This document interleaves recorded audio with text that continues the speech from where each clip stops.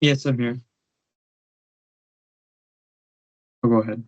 Okay. Good evening, everybody. Brock University acknowledges the land on which we gather is the traditional territory of the Haudenosaunee and Anishinaabe peoples, many of whom continue to live and work here today. This territory is covered by the Upper Canada Treaties and is within the land protected by the Dish with One Spoon Wampum Agreement. Today, this gathering place is home to many First Nations, Métis, and Inuit peoples, and acknowledging reminds us that our great standard of living is directly related to the resources and friendship of Indigenous people.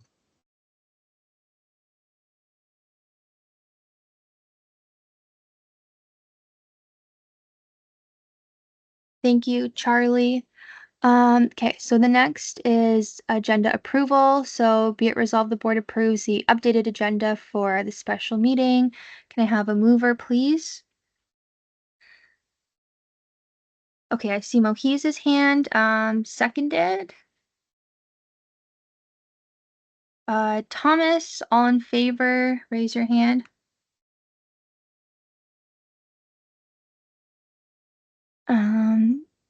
I don't know if you're seeing this, Patty. Okay, I think I see 7 hands. Any opposed?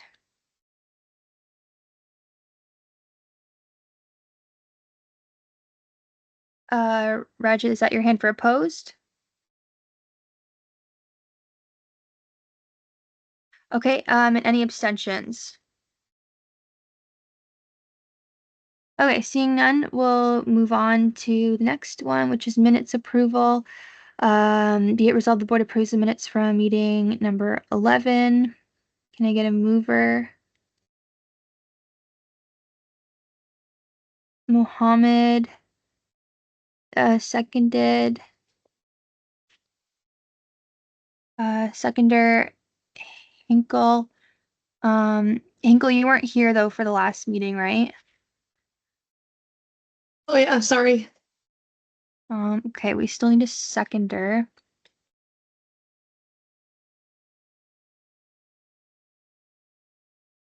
Oh, Charlie, sorry. I'm seeing your hand now, sorry. All in favor?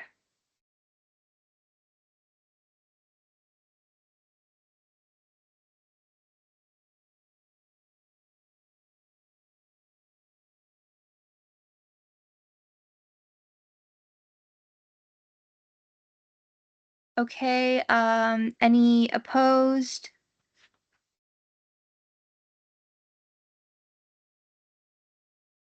And any abstentions? Okay, perfect. All right, so now we'll just go into a quick presentation. Um, Patty, I sent the student the link. So I think it should work. I'm not too sure. I emailed it to them.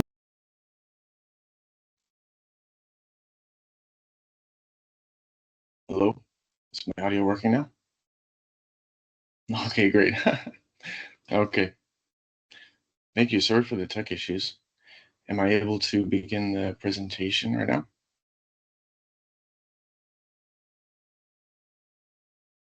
Okay. Thank you so much for your time, everybody. I just want to start out by saying I just want to commend all of you for volunteering for the BUSU board. I know it certainly can come with its challenges. I served on the board for 2 years, and it's a very it's an experience that is very formative in terms of your skills and above and beyond what you're learning in the classroom. So I want to thank Robert. I connected with him recently and asked if this was a good idea to present on because I used to make presentations like this in when I was previously involved in BUSU, and I think this is quite relevant for the post-secondary education sector as a whole, including BUSU. So thank you so much for the time. Can I get a thumbs up or anything seeing the slide up there that I'm sharing? Thank you so much. So do you see my slide notes, or is it Okay. You never know with teams what the exact view will be, so it seems to change every time I do this. Anyways, so my presentation here is on my research pertaining to open educational practices. So this is done in my current role as a research assistant with the Vice Provost Teaching and Learning, Dr. Rajiv Jangiani, and the Inclusive Education Research Lab that he runs. So this premise was developed in my research from a Match with Minds grant, which is offered by the Research Services Project. So I did a recent talk like this at Open Ed Talks, which is a Canada-wide group focusing on promoting research in open education. And so I am just tailoring this toward BUSU specifically, because there's some ideas here that I've researched that's relevant to student unions. So the title of the presentation is about open co-curricular practices, an opportunity to synergize co-curriculars with open educational practices. So to start, I have my acknowledgements that I had just mentioned. So the origin of the project began, of course, understanding open educational practices through specific developmental theories. So I'm not sure if anybody here is in psychology or the behavioral sciences, but the uh, idea of ecological systems in development is the kind of the basis of this research and how it pertains to not just OERs, which are open educational resources, free online textbooks, and activities to use that don't have any costs associated with it, which is important for affordable education, but also practices that are open in the sense that they foster participatory engagement and inclusion and ways of incorporating social justice and better representation of students within these activities. So this is the origin of the project, and I wanted to look at the engagement of student leaders to enhance the delivery of open educational practices. So scholars have already looked at this. For example, Adrian Stagg in 2017, but they actually focus on the perspective of the professors and the educational staff rather than the students. So I thought this was a great way to identify this gap of considering the student as a developing person, the different academic skills and knowledge that they can acquire through looking through different ecological levels.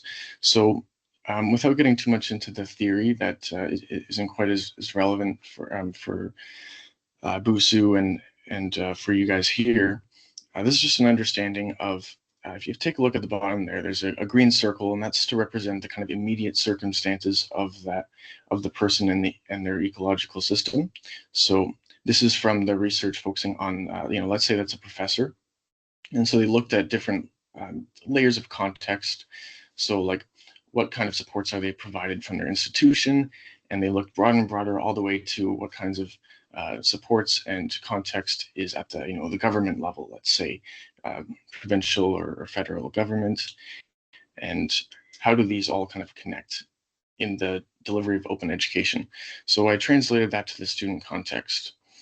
And so I looked into how co-curriculars can function. So co-curriculars, there's different things that you can be involved in as a student and they can both help your academic learning and they can also be for other functions as well, which I'll get into. So um, basically, the idea is that this theory connects in terms of these developmental outcomes. So acquiring knowledge and skill, establishing mutually rewarding relationships, so kind of building your network from these co-curricular opportunities, as well as modifying, constructing one's own physical, social, and symbolic environment. And so how that might translate is, being involved in advocacy work and actually contributing to, whether it's policy change or these other kinds of outcomes that are part of your developmental trajectory.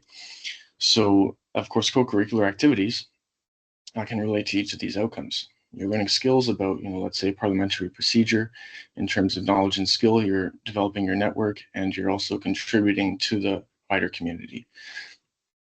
So I also classified co-curricular activities in four main ways. So there's the structure, purpose, outcomes, and the relationship to curriculum that these learning or that these co-curricular activities can be classified as. So the structure means, like, what's the involvement of the educational student, the institution? So let's say Brock University. There's three main ways that's connected to the institution. So there's that which is directly run by Brock, let's say. So, student life and success, they offer different co-curricular opportunities. Let's say their leadership programs. So these are overseen by the institution. Then, so this middle part is what's relevant to BUSU. So it's indirectly supported by the institution. So the student union and ratified clubs have a degree of autonomy that's more so than how Brock's student life runs their co-curricular activities, which is important to how these co-curricular activities can be developed and delivered, and how they can incorporate open principles. There's also ones that are completely independent of the institution. So, for example, the Canadian Psychological Association, which I'm involved with, has a kind of a student section for psychology students to be involved in. There's a student publication that we run, for example, completely separate from Brock, but as a Brock student, I can participate with that. So the next classification is for purpose. So whether this activity is primarily designed as co-curricular.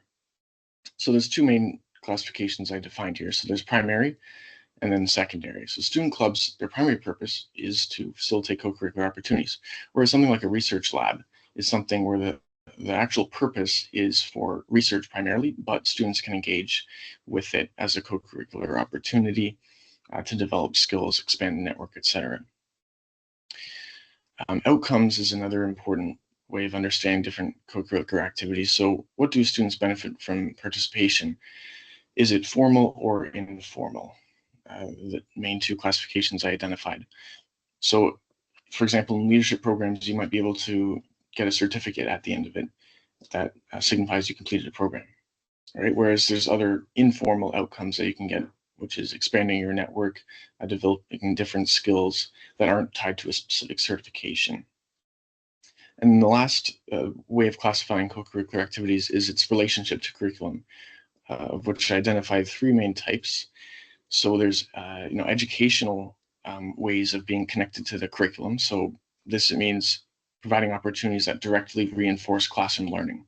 So for example, I'm not sure if any of you are involved in, let's say, Med Plus or Law Plus, right? So these are offered by, I believe, experiential education, and they actually directly reinforce, what you're learning in your program. On top of course, other benefits like networking and such, but there actually is a direct link. Then there's also paraeducational relationships to the curriculum. So this is, I have a mentor here, Student Life and Success. I met him as the director, Brad Clark, and now he's the associate vice president of students. And one of the things when I worked for Student Life as a student staff a couple of years ago was, he came to one of our training sessions and he instilled in us kind of the wisdom that I find to be very valuable to this day, which is that, a lot of these co-curricular opportunities, they can just be a way of fostering belonging and motivation at the institution, so that at the end of the day, these students are going to, walk across the convocation stage with a degree. So that's kind of these pair-educational relationships, is fostering belonging within institution, fostering that motivation, whether it's social opportunities and whatnot. And so the last relationship to curriculum is actually meta-educational. So this is kind of looking broader in terms of the ecological context and saying that, students can actually engage in co-curricular activities in a way that can actually influence the learning context. For example, having a voice in academic policy or resource development. For example, as a student senator, that was a formative way that we can influence how academics are actually delivered. So this is called meta-educational, as well as advocating beyond the institution, such as different branches of government. For example, there's USA, the Ontario Undergraduate Student Alliance, of which I was a delegate, and that can influence that government context. So moving from open educational practices to open co-curricular practices, I have this definition here, which is that OCP refers to practices, whether student-led or institution-led, that address the simultaneous academic and non-academic benefits of openness, including but not limited to creation, use, and reuse of open co-curricular resources. So for example, at the University in British Columbia and other institutions in BC, they actually have various kind of open resources for other student unions to actually use towards OER advocacy. And um, they're actually openly shared so that other student advocates can, help bring these amazing ideas that are really effective in terms of fostering affordable education, inclusive education, these kinds of things. And it provides the different research on that so that these can be adopted kind of across different institutions. So that's an example of this. So how can co-curricular activities be open? So a lot of co-curricular activities already embody open principles. Um, I touched a bit on the CA structure. So in terms of what's relevant for you guys, student-led co-curricular activities, there's opportunities here such that student union staff and volunteers, if they're provided with more training on open practices, such as remixing and redistributing with Creative Commons licensing. If there's, let's say, like a part-time role that's kind of dedicated towards, at least in part towards this, then it will open channels for, as I mentioned earlier, this ability to collaborate with other institutions that are openly sharing effective advocacy resources, as well as developing your own advocacy resources. There's also it's also important to target co-curricular purpose. However, that's not as relevant to a student union. But in terms of CA outcomes, this is what's relevant, where if you have, let's say, specific outcomes associated with co-curricular activity, then you can have resources that you have to make sure that they're aligned with those outcomes. Just as when you're developing free online textbooks, OERs, you have to make sure it's aligned with the academic curriculum. And lastly, to consider relationships to learning and curriculum. What I would say here is for student union like BUSU, it would be important to consider these bottom 2 points where there's para-educational, meta-educational relationships curriculum. So can you leverage collaborative technologies for community building? There's a lot of research in this area on the pedagogy side. Can it be translated into how student clubs foster inclusion and community building? And then, of course, on meta-educational side of things, student senators, are they involved in collaborating with other groups in terms of sharing resources that can proliferate advocacy initiatives? And so why should co-curricular activities be open is the last point I'd like to share with you today, which is to first of all, it will actually help in the delivery of open educational practices, because this is something that several of these practices that are done by these professors to foster inclusion and openness. What they do is that they have different kinds of technology that's being developed. So a couple examples here is with Wikipedia editing and a platform called Hypothesis. So what we can do is, if it's fostered in the co-curricular activity context, then it can be students can actually not only be aware of this for these activities, but it can also help in their classroom learning as more of these OEPs are being adopted. And so there's less barriers to digital literacy and engagement in that front. As well, this can encourage student leaders to advocate for open pedagogy and OEPs as well, because they have more familiarity with how um, these open practices work. They have this more familiarity and more research and resources to advocate for OERs to help with affordable education. Because to this, even in 2025 here, we still have so many different classroom resources that students have to pay for on top of tuition, and that haven't gotten to the stage of being OERs yet. And so the final benefit is to actually promote inclusive learning beyond the classroom in a manner that kind of makes open educational practices and OER relevant in the first place. So an example of this is that students who maybe are from marginalized backgrounds, what OERs and OEPs can help is they can bring their own perspectives and kind of share it in a collaborative fashion to update resources to more accurately reflect a population. And this can actually also hold true in terms of an inclusive environment for co-curricular activities as well, because consider a leadership program, and you're going through different case studies about a certain problem-solving kind of mindset. But if these case studies kind of are just kind of have this kind of bias towards white males or something like that. This is an issue that I actually came across in the Foundations in Leadership program that was offered several years ago. And so there's that inclusive learning context that can be addressed as well. So this is the kind of research that I worked on this year. Thank you so much for your time. And I truly believe that this is something where student unions such as BUSU can have a bit more of an explicit focus on for the benefit of both expanding OERs and affordable education, but as well as just fostering more belonging within the institution as well. So yeah, so this is my presentation. I'm happy to take any questions if you have any. Go ahead, Robert. Ben, thank you for the presentation. I have to admit that, I explained to you that I was actually just working on my master's degree in education. I actually just got my grades back yesterday, so I'm quite excited about that.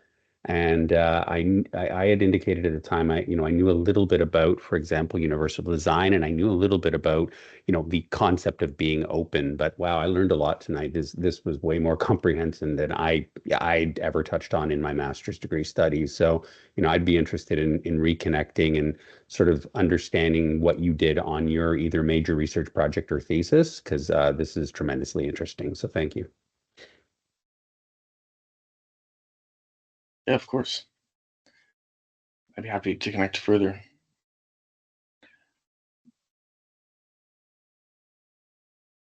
I'm currently working on a publication.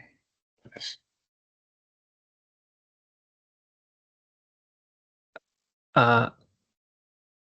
Yes, hi Ben. I just want to echo what Robert was saying as well. Definitely, I mean, I don't have the same master's background, but pedagogical research, the research that you've done, your presentation, it's very good, and I really benefited a lot as well. I did want to ask just one question in general, just kind of have your perspective, which is, where do you foresee the role of student unions? Like, how can student unions maybe also engage with this type of literature, with this work, maybe some of the insights? It can be very brief as well. You don't have to provide a lot of comments. Thanks for the question. Yeah, so there's a couple of things that I've come across so far. So one is that let's say you're developing some resources for a certain club, and you want them to kind of be openly accessible and accessible to different users of accessibility technology, this kind of thing, which is also trying to be done in terms of textbooks. So what can be done is the student union can support that process, because some platforms, in terms of the being on the back end of producing the resources, still involve some kind of cost. So, for example, Pressbooks is a platform that actually facilitates openly accessible material for readers. So, like, this is where a lot of OERs are hosted.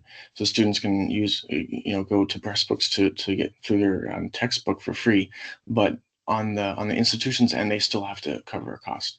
So student unions would be able to maybe provide a bit of financial backing to, let's say, this kind of platform like Pressbooks for clubs to use in their endeavors. That's one example. Thanks.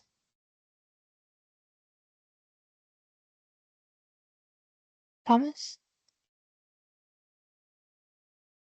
Yeah, no, I thought that was a great presentation. One thing I'm just kind of wondering, like, when you talked about the outcomes of OCP and like OER, I'm sure there's like research on it as well, but I assume it would also probably help build like a lot of the soft skills that are required in like the job market and stuff like that. Like, I assume you talked about like educational requirements and basically setting people up not only in their personal lives but also in their like career paths and career journeys.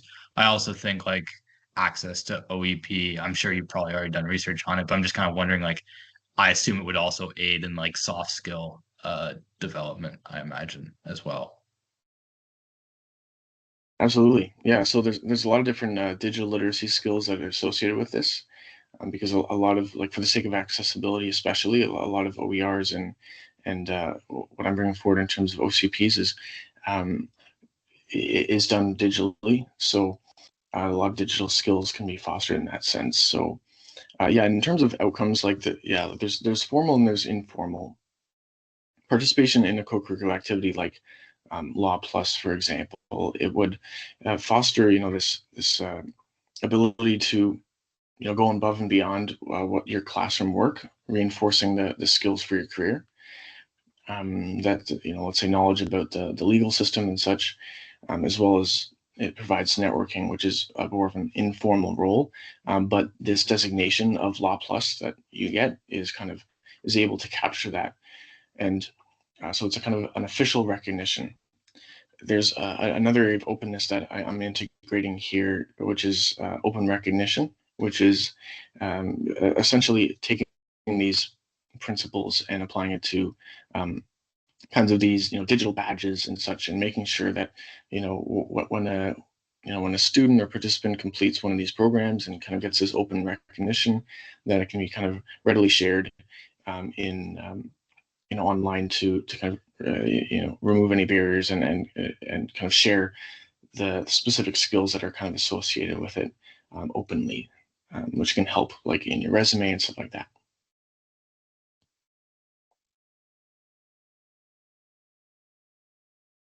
Anisha?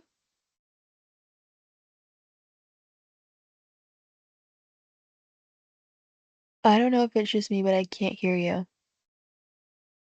Yeah, I can't hear. Sorry. Sorry, Anusha, I think it might be audio settings. When it didn't work for me, I left and rejoined, and that seemed to work.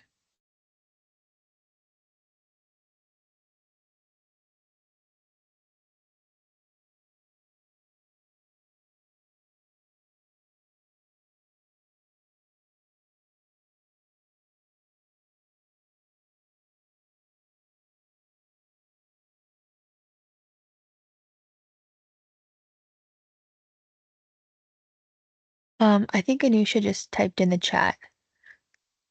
Can you see the chat? Yes, I can see. Yeah, for sure. Yeah, so I can certainly share this presentation um, with you all, and then so I have a link I can share in the chat if you just give me a minute, and the link is actually a video recording of what I did at the Open Ed conference. So it's very similar. I highlighted slightly different points though, but it has the same slides.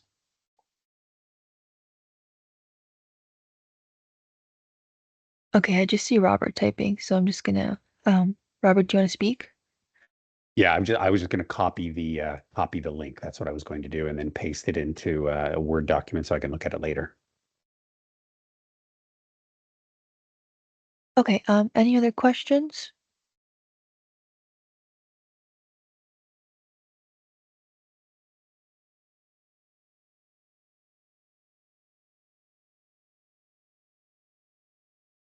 Okay, I'm not seeing any, so thank you so much for the presentation. And we'll move on to our next item. So if you don't mind just leaving. Thanks, everybody. I perhaps sorry, I'm having trouble getting the link that I had, but perhaps I can send it to like by email, and it can be circulated that way. All right, take care, everybody.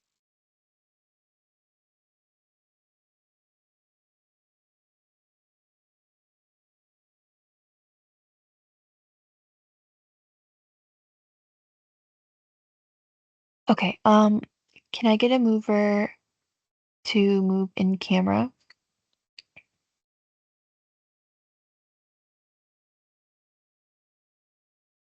Moved by Thomas.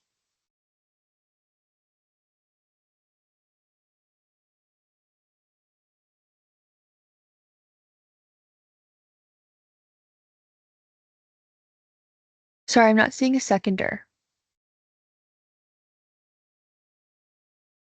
Oh, okay, wait, now I am. Seconded by Hinkle, all in favor?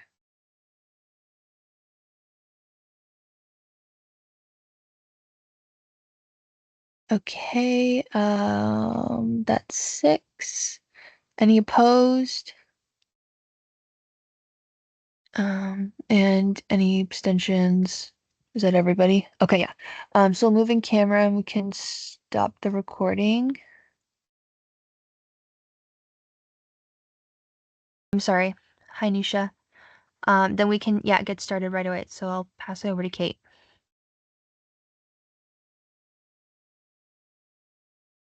Oh, Anusha was actually supposed to be presenting this one. Okay, no Yeah, no, worries. it's my name on there. Sorry, That's but okay. And sorry guys, I can't see everyone on the screen. Like I'm having really bad technical issues, so I apologize.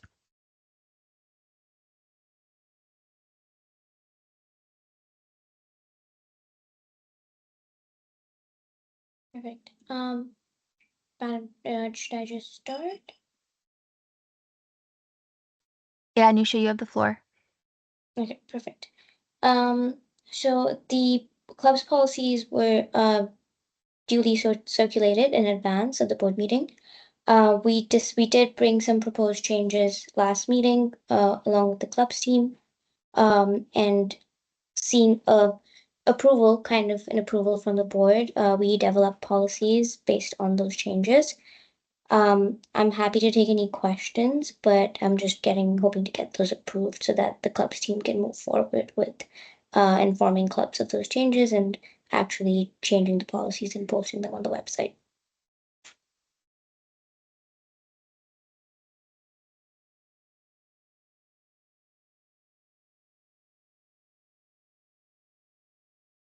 Sorry, Nisha. Is there a motion? Can we go back to the what's it called? Yes, sorry, the agenda. So we have be it resolved, board approves the club's funding policy changes as presented. Did anybody need that pulled up again? Or is everyone kind of on the same page with what we've already discussed regarding club's policy? So I'll just open it up if anyone would like to say anything or needs more information.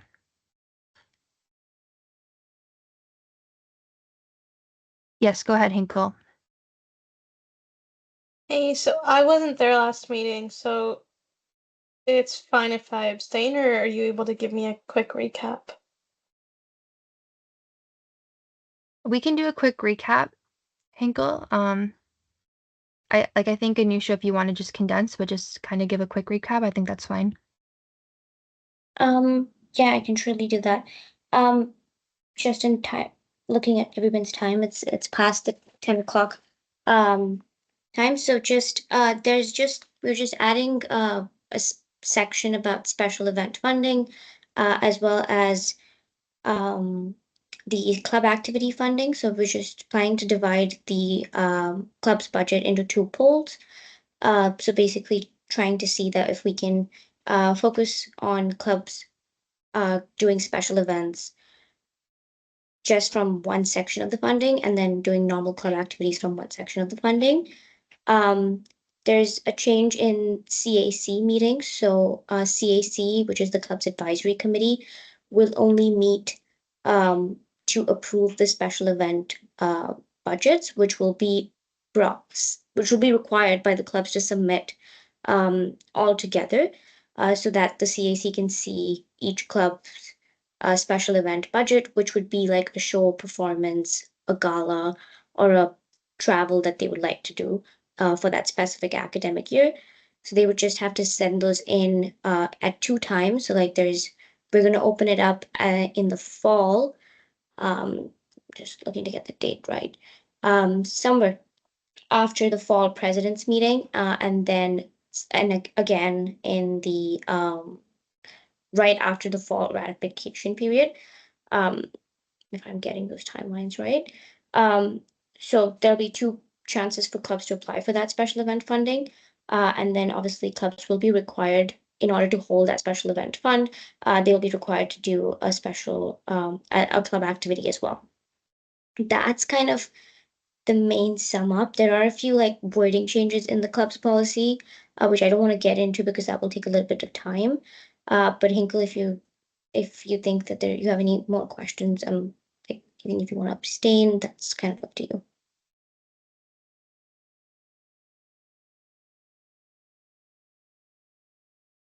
I see Mohise's hand is up.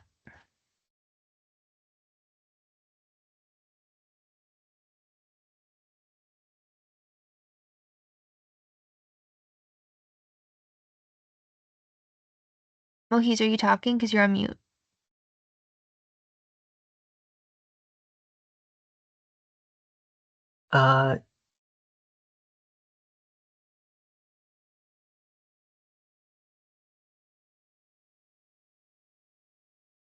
Okay, sorry, Mohise. I'm not sure if you're having technical difficulties, but we'll come back to you. Sorry, Or can you hear me? Yes, yes. Okay, I'm very sorry about that. I apologize.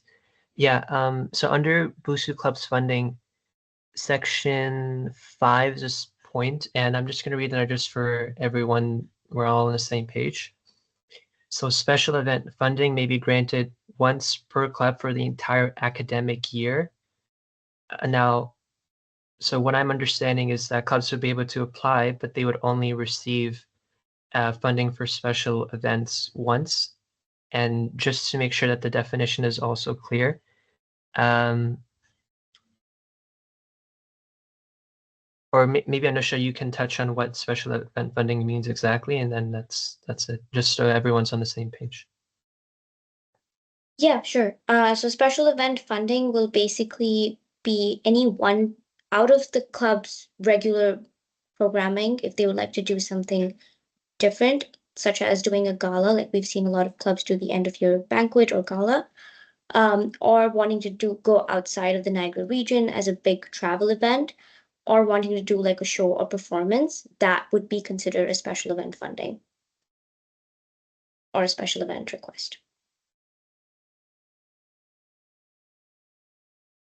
Thank you. Awesome, thanks. And I think that answered Hinkle's question too, because she said thanks in the chat. So I'll read the motion again. Be it resolved, board approves the club's funding policy changes as presented. Can I get a mover? Charlie, seconded by I'm not seeing somebody else.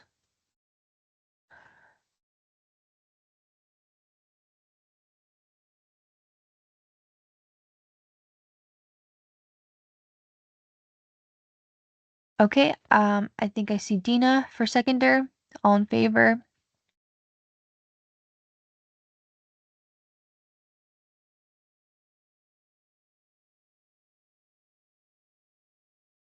Okay, I'm seeing 4 in favor, 5 in favor.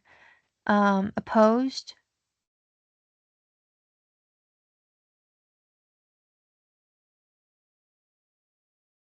And abstentions.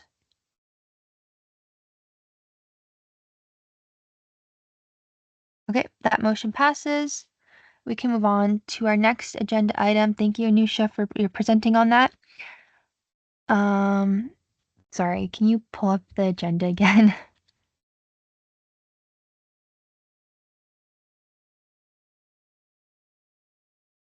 Okay, next is the omnibus agreement, which is presented by Robert, so I'm going to move that over to you. Thank you, Madam Chair. So Patty, if you don't mind calling up the document, that would be great.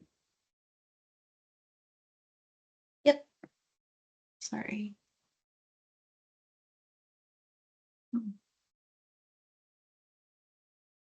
I'll actually start a little bit. So Since 1983, Brock and BUSU have had an agreement, and it's called an omnibus agreement. And so we're required, student unions and the university are required to actually have a ancillary fee protocol. We're required by law to have that.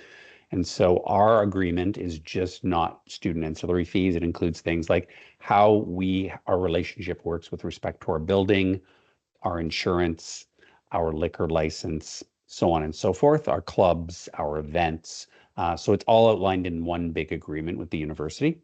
And it's existed since 1983, and it's formed various different iterations. If you actually look at 83 and you look at now, the agreement is largely the same. There's been some tweaking of words. So this agreement actually goes for 5 years, and it's renewable for 5 one-year renewable time periods after the first 5-year period. The actual agreement expired about a year ago, and we were on one of the 1-year optional renewals. And in December, Brock University informed us that they would like to basically relook at the agreement. BUSU certainly agreed. We don't really have an option not to. And there's some changes that were brought forward by Brock University. And so the first piece, it's minor, but it's important. So Brock University added a bunch of days this year to its exam schedule.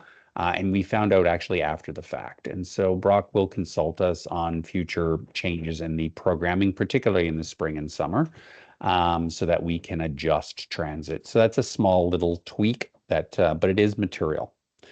The second item is around BUSU funding. And so in previous iterations of this, Brock University had provided BUSU, and it's actually reflected in our Division 1 budget. It's posted online, $150,000 per year to help support BUSU providing programming, things of that nature.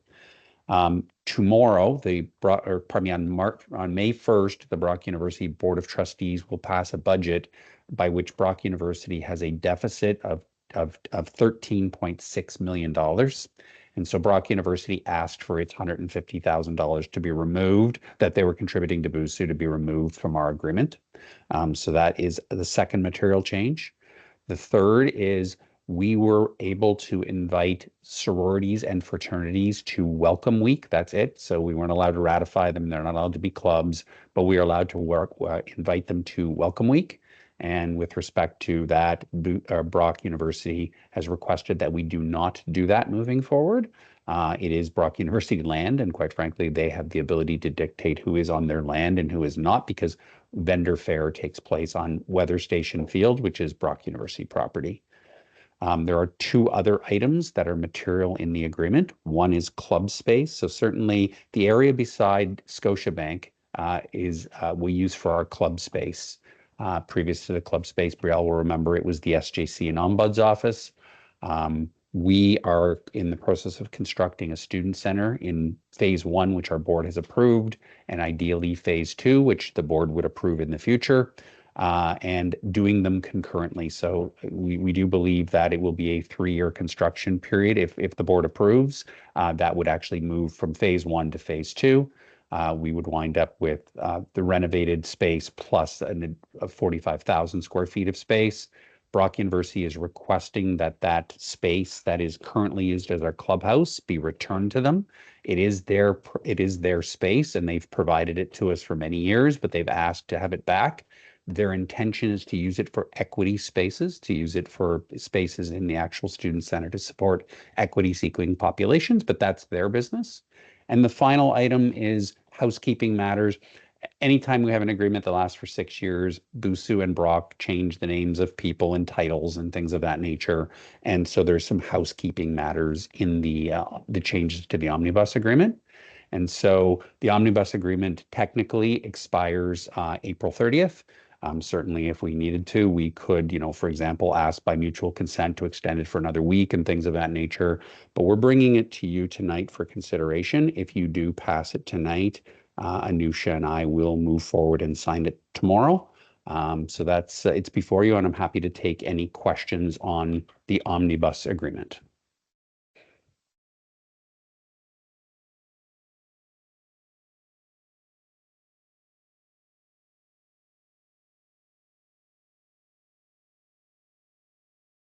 Thanks, Robert. Questions? Charlie, start us off. Yeah, thank you for the for presenting the proposed agreement. My only question would be for section 4 on the club space. I guess if we were to go through with this, would there be a new space for clubs to have for the next 3 years, or is there like a plan from BUSU's end for that? Yes, Robert. So level 300, and so just for leveling in the building, Charlie, the basement is considered level 1. The second floor is considered level 2, and then third. So level 300, the level by which Starbucks is currently on in the BUSU space, that is all student space, including all kinds of meeting rooms and things of that nature in phase 1 of the project. Certainly those spaces could be used for clubs, and in fact, we'll have way more spaces for clubs than we've ever had spaces for clubs. So it is reasonable that we would give up a space in Thistle for the 15,000 new square feet of space that we have for student space. The space in Thistle is between 800 and 900 square feet.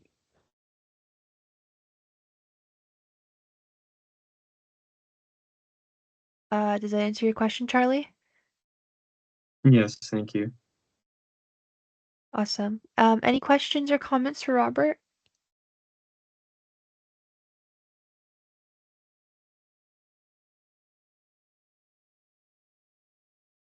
All right, I'm not seeing any, so I'll read the motion as presented in the agenda.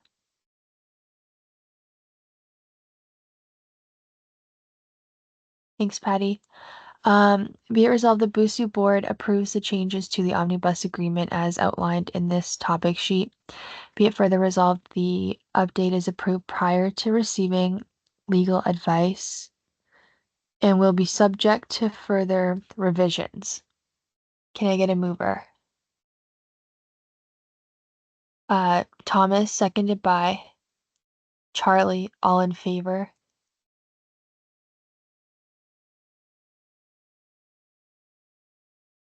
Opposed? And abstentions. That motion carries. Our next agenda item is presented by Kate and Robert for exec hiring approval.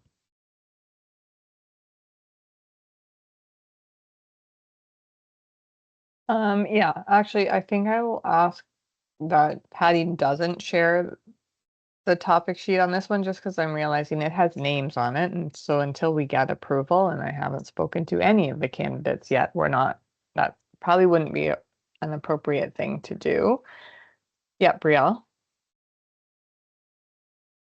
Should we move in camera for this section then?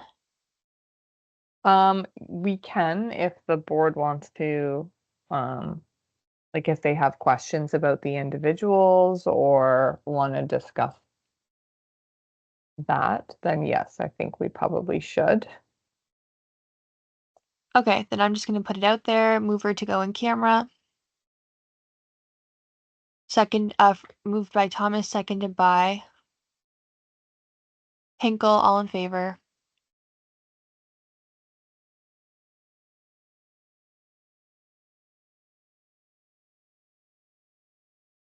Okay, opposed? Abstentions? Okay, we're going in camera. So if we just want to stop the recording.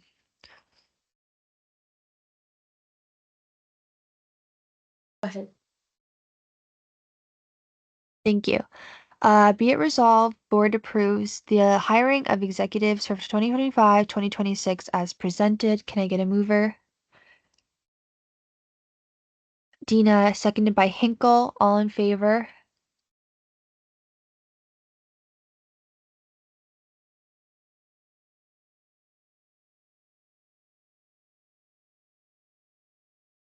Okay, I'm seeing 5 hands. Any opposed?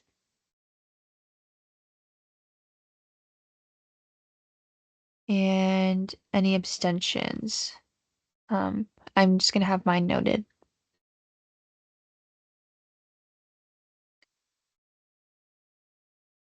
Thank you. Okay, so that passes. I know we're so close to adjourning, but I am gonna pass it over to Mohiz because I know he wanted to bring up a couple motions before we end. So, go ahead, Mohiz.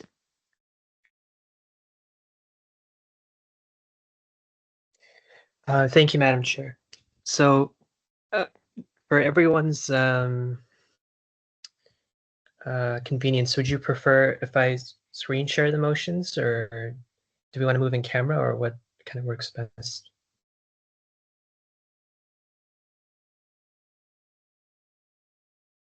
Do you feel like your motions need to be in camera, Mohiz? I don't think so. I'm just curious what we would prefer. I don't think it needs to be in camera personally, but Okay. yeah. 1 second then.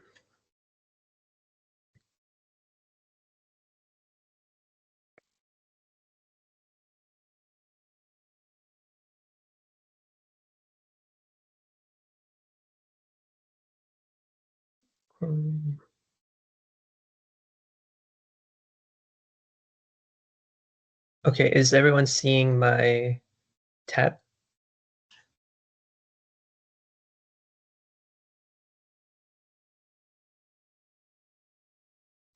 Okay, thank you. So I have 3 motions here. I tried my best to circulate them in advance, so I'm just going to provide some commentary, and then if the rest of the board members have any questions, I'm open to taking those questions as well. So my first motion I want to propose for the entire board is to centralize our club email. So why is this a significant step forward for the organization, but also student clubs? I have a couple of points on that. Just to read the motion though, the goal or what the motion is proposing is that we would be centralizing all club email communications using standardized institutional accounts connected to a shared BUSU platform. This ensures transparency, accountability, and consistent access for all club members who are seeking support or dispute resolution within their club. So currently, one of the biggest gaps that we face is that any kind of legislation that we're looking at or policies within BUSU around transparency, or even just generally having accountability through ANCA, you know, proper record keeping, oversight, we don't have any mechanisms where we can actually enforce these. So if any student club, there is a dispute, there is an issue, and students are raising these concerns to BUSU, you know, the organization, we have no way of saying, hey, okay, we hear your concern. Let's try to uncover, okay, what happened or how can we help you? There are no mechanisms in place because all club communications occur over personal accounts. So there's no way of enforcing any accountability or just transparency for general club members. The second, so I'm just curious, is everyone okay if I read them out, all of them, and then have deliberation, or do you want deliberation on each motion individually?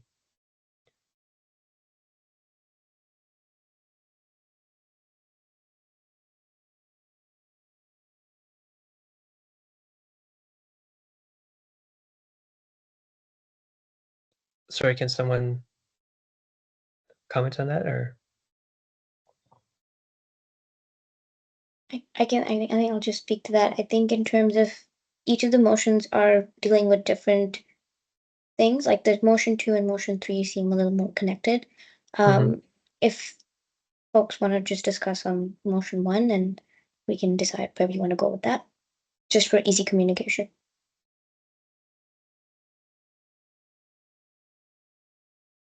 Sorry, yeah, I agree. We can like just kind of deal with one after the other, so we can start with number 1. So any discussion or questions regarding number 1?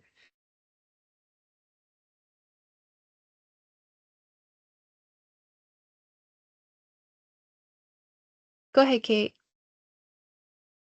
Yeah, I have a question. So are you suggesting that the club emails all be BUSU emails that BUSU has access to? Because you mentioned like if there was club issues, we don't have a way of going back at things. So are you suggesting that like someone in the clubs department at BUSU has access to their email?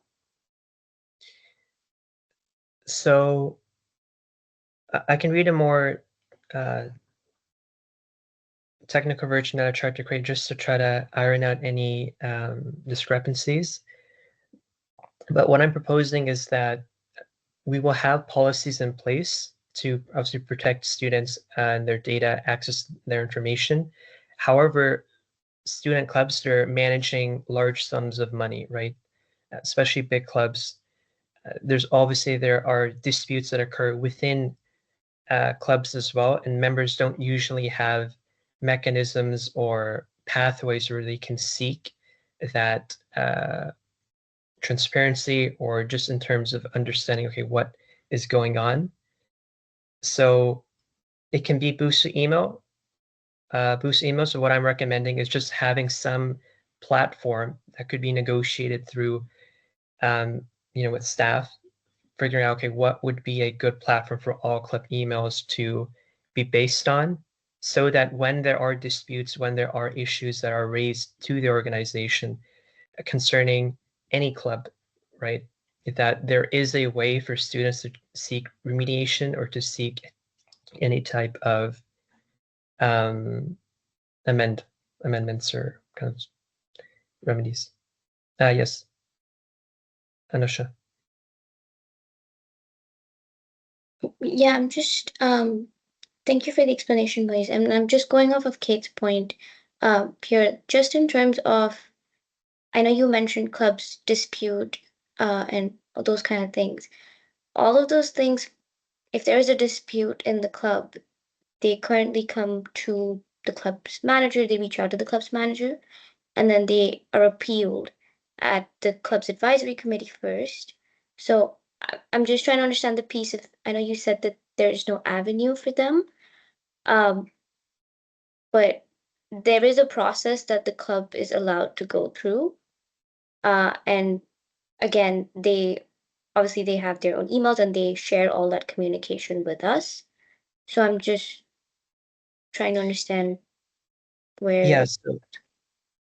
I do appreciate your comment, Anusha. So I do understand we have mechanisms in place already. This is just enhancing our transparency for clubs. So just as an example, recently we implemented a common it's kind of centralized Scotia bank. So all clubs are now using cards that wasn't in place before. It's a new precedent that was set, and that allowed better record keeping, more efficient kind of communication of where's funding going, where are funds being allocated. Now, the next level of being able to allow students transparency, being able to allow students to understand, okay, where is their or their clubs moving? If there are issues, it's not just, okay, communication, but it's understanding, okay, if let's say within a club, there are certain discussions that are happening and there are certain issues that are outstanding, the only way that that can be resolved is if there's transparency with these student clubs that, okay, we were provided this email address, did these funding, just as an example, as a funding issue, if there was funding sent, okay, can we verify that this club sent email at this time or this date? Or maybe another issue just related to just privacy for club members, or even transitioning. Sometimes clubs fall out. They don't transfer email addresses. Several clubs did have that issue previously as well, where they were not able to transfer their kind of records or what occurred. So it's just improving our governance is the way I would frame it or reframe the issue.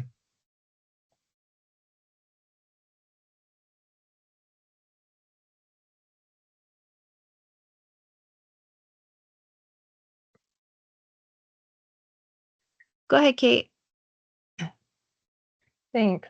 Yeah, so I guess I just have some logistical questions because I'm not really understanding how this is going to work if we create a club email, then the clubs have to decide like which executives would have access to that email. So we would provide access to those clubs, but we can't ensure that they're giving access to all their executives or all their club members. So I'm not sure how that's any different than letting them use like a Gmail account or whatever it is they want to use to communicate, because we can't control who has access to it.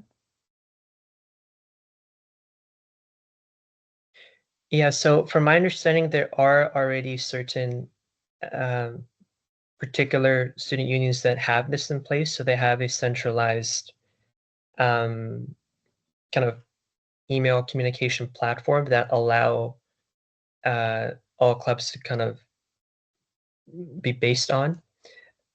In this case, again, just to reiterate, this is not, I don't see this being completely kind of an overhaul, right?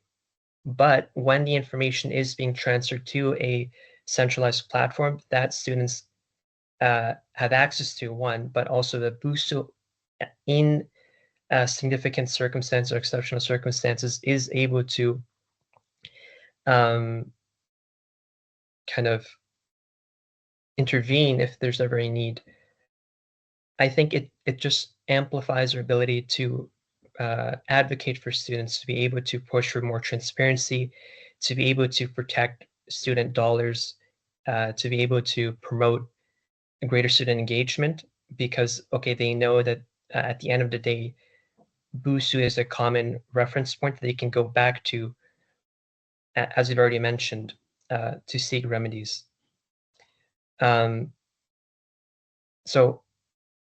does that provide more clarity, Kate, or is there something else that maybe you're I asking? mean, it sort of does, but I still don't. I mean, without knowing what the platform is, without knowing the cost of the platform, without knowing how we can utilize the platform, without knowing if we have the right to have access to it, I guess I just have there's a lot of unknowns for me in terms of how this logistically plays out. And I wouldn't want to. Yeah, I just have a lot of questions about how it logistically plays out. And in terms of transparency and accountability, like Anusha said, we have processes right now for club disputes. And I mean, I've been involved in a number of them, and from what I see, what they come with is never, I mean, we can see their bank accounts. So if we ever need transparency on where money is coming and going from, that we have access to, and we have policies around that if it ever gets misspent. But for like interpersonal conflicts, a lot of times what people come with is like an account of an interaction that they had face to face with someone, or, WhatsApp messages or Instagram chats or these other ways that they're communicating with. So I don't know how having a centralized email changes the fact that they'll still communicate in those other ways.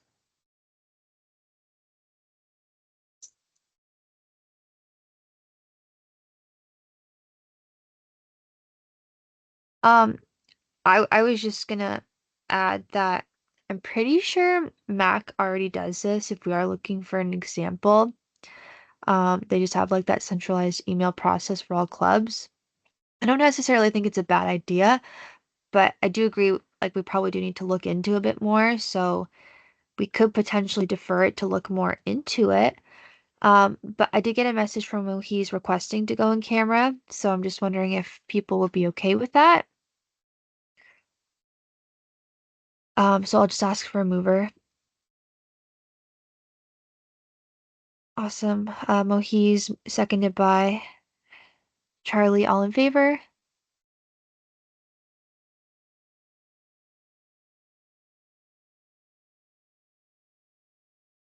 Opposed?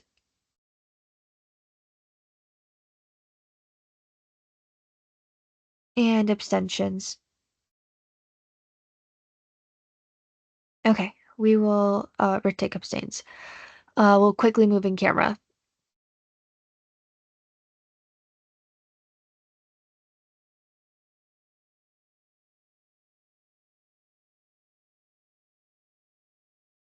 Okay, sorry, I know, please don't kill me, but just one last thing. Um, just something that we discussed last week about the term limit amendment. And like we had discussed that several times, including we did discuss that at an executive hiring committee meeting. But we did commit to it last meeting, and I just wanted to decide quickly on like the exact language because it would be a policy amendment. Um, and I just wanted to clarify that the term limit would not be a preliminary policy. I'm just reading from the topic sheet that was sent, that Robert sent.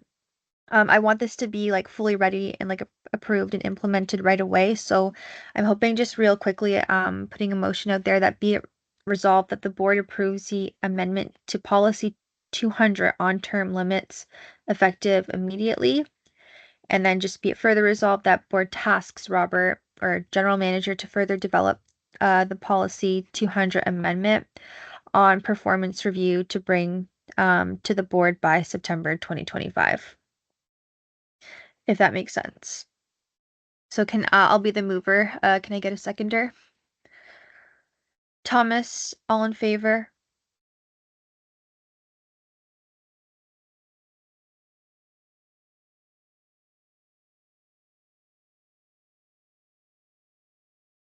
Okay, any opposed? And abstentions. Okay, so that carries. Alrighty, guys. Oh, Patty, go ahead. I'm sorry, just one last thing. To everyone who made motions tonight, would you mind just emailing it to me? I have all the votes tallied. I just need the proper wording for it. Thank you. Thanks for the reminder, Patty. Will do. Okay, so this is. Oh, go ahead, Robert. Yeah, so just this is our last meeting, I believe it is at least, and I want to sort of thank all of our board members for their active participation this year. This is an important role. It's not an easy role sometimes, and I want to sort of say thank you. Although I'm not a student at Brock University, I want to sort of thank you for your service of undergraduate students. To Charlie, thank you for taking on the vice chair role. Certainly in your vice chair role, you bite off a little bit more than the average director. So Charlie, thank you for taking on even a little bit more. And then finally to Brielle, that you took on the board chair role. Certainly you had a lot of experience with BUSU and you brought that to the table, and served as a very a very strong chair of this board. So I want to thank you for your service. And then finally, I want to thank Anusha for serving as our president this year. It's sad. I don't want her to cry, but her term will come to a conclusion tomorrow, and then she will appear in the Board of Trustees meeting on May 1st. Anusha, thank you for everything that you've provided for the undergraduate students in 2024, 2025. And I want to say thank you on behalf of the organization. So that's my 2 cents for this evening. So thank you. Thank you so much, Robert. You beat me to it. Yeah, just sorry, before we end, I'll keep it really brief, but I just wanted to say thank you to all of the board members this year. It was really nice getting to know you all, not only within board meetings, but outside of board meetings as well. You guys were very diligent in your jobs and asked amazing, great questions and were very thorough. So I wish you guys all the best moving forward. And just to follow up on that, I was just wondering who is coming back to the board next year because I wanted to also wish you guys best of luck. I know Thomas and Irene are, and Ian. Is anybody else coming back next year that I'm not aware of? Okay. So best of luck to you three coming back, and best of luck to everyone else on their future endeavors. Thank you, Charlie, for serving as the vice chair this year and just like helping me out and supporting the board throughout your role. Thank you, Robert, and thank you, Kate, for for all of your knowledge and helping us as well. And thank you so much, Patty, for taking on Kaylee's role and always being able to navigate the last minute things that we throw at you. We really appreciate it. So thank you, everyone. It was nice working with you. Go ahead, Anusha. I'm not going to take this any longer. Just echoing Robert and your words. Thank you, everybody. And just thank you. I'm not going to say anything more. Thank you, and good luck to the returning members. Thank you, Anusha. Mohis, go ahead. Exactly the same. I just want to thank everyone.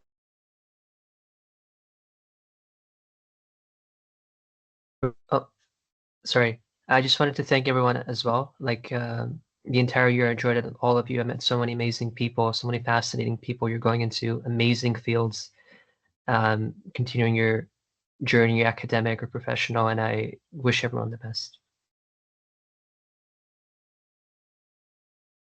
Awesome. Thanks, Mohis. We'll adjourn there. Can I get a mover to adjourn?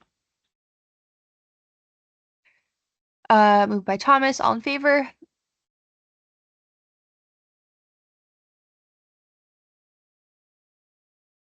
Awesome. Thank you, everyone. This motion passes. Meeting ends at 11:39. Thank you everyone for a great year. Thank you very much, Rob. Thank you, Kate. Thank you, Patricia. Thanks all. Enjoy the rest of your evening. Thank you Everybody again. take care.